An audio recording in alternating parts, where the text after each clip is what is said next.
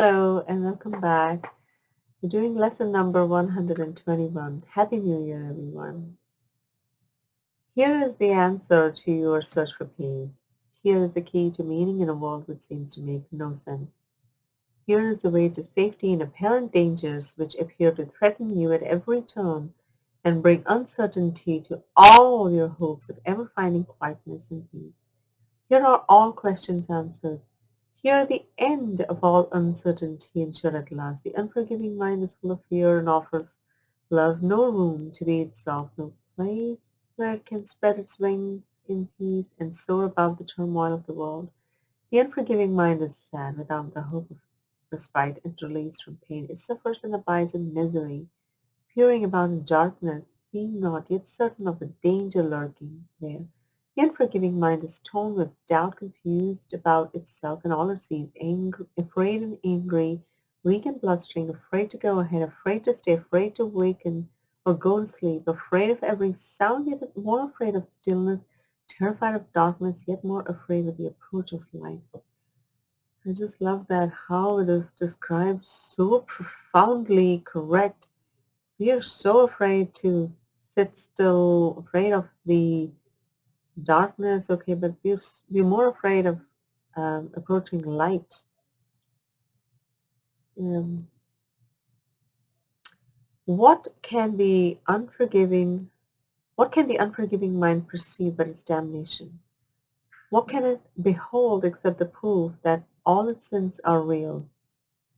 The unforgiving mind sees no mistakes, but only sins. It looks upon the world with sightless eyes and shrieks as it beholds his own projections rising to attack its miserable parody of life. It wants to live, yet wishes it were dead. It wants forgiveness, yet it wishes no hope. It wants escape, yet can conceive of none, but it sees the sinful everywhere. The unforgiving mind is in despair, without the prospect of a future which can offer anything but more despair. Yet it regards its judgment of the world as irreversible and does not see it has condemned itself to this despair.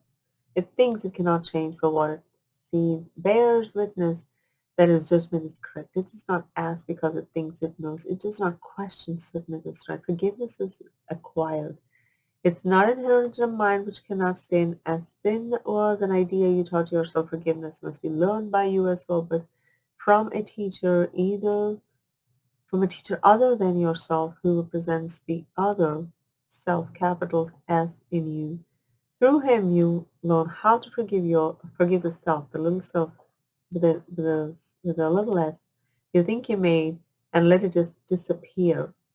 Thus you return your mind to thus you return your mind as none thus you return your mind as one to him who is yourself and who can never sin. Each unforgiving mind presents you with an opportunity to teach your own how to forgive itself. Each one awaits release from hell through you and turns to you imploringly for heaven here and now. It has no hope, but you become its hope, and as its hope, do you become your own. The unforgiving mind must learn through your forgiveness that it has been saved from hell, and as you teach salvation, you will learn.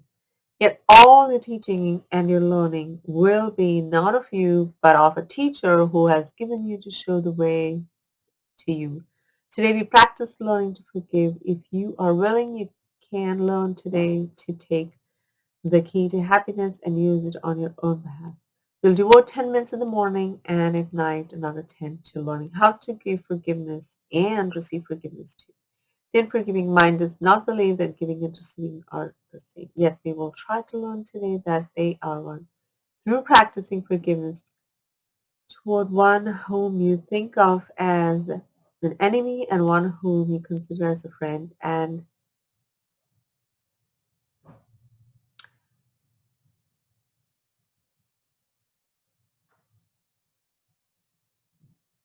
one whom you consider as a friend. And as you learn to see them both as one, you will extend the lesson to yourself and see that their escape included yours.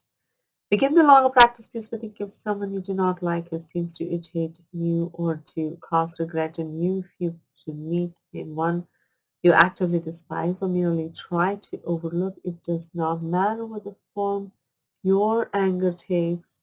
You probably have chosen him already. He'll do. Close your eyes and see him in your mind and look at him a while. Try to perceive some light in him somewhere, a little gleam you have never noticed. Try to find some little spark of brightness shining through the ugly picture that you hold of him. Look at this picture till you see a light somewhere within it, and then try to let this light extend until it covers him and makes the picture beautiful and good. Look at this changed perception for a while and turn your mind to one you call a friend. Try to transfer the light you'll learn to see around your former enemy to him. Perceive him now as more than a friend to you, for in that light his holiness shows you your Savior, saved and saving, healed and whole. Then let him offer you the light, and you see in him, and let your enemy and friend unite in blessing you with what you gave. Now you are one with them, and they with you. Now they have been forgiven by yourself. Do not forget throughout the day the role of forgiveness plays in bringing happiness to every unforgiving mind with yours among them. Every hour tell yourself forgiveness is the key to happiness. I would awaken from the dream that I am mortal, fallible, and full of sin, and know that I am the perfect Son of God. Footnotes: the spark of brightness that you are looking for is probably the same as the spark of beauty that is mentioned in the text. In those loving thoughts is the spark of beauty. What you are looking for then are in this person's living thoughts, acts and qualities, the evidence of their or of her underlying holiness. The implication in these sentences is that through forgiveness you awaken from the dream of being normal, fallible, and full of sin. By performing an egoless act that is forgiveness, you teach yourself you are an egoless being. Just keep practicing. Forgiveness is the key to happiness. As you forgive others, you forgive yourself. Sometimes it's harder to forgive ourselves. We are good, easy to beat ourselves up and things like that. And catch it at that moment, become aware of it, and as you forgive, and as you keep practicing, it just gets a little bit easier each time. I hope you keep practicing and the lesson and the messages do resonate. I will see you soon in the next one. Happy New Year. I love you. Namaste.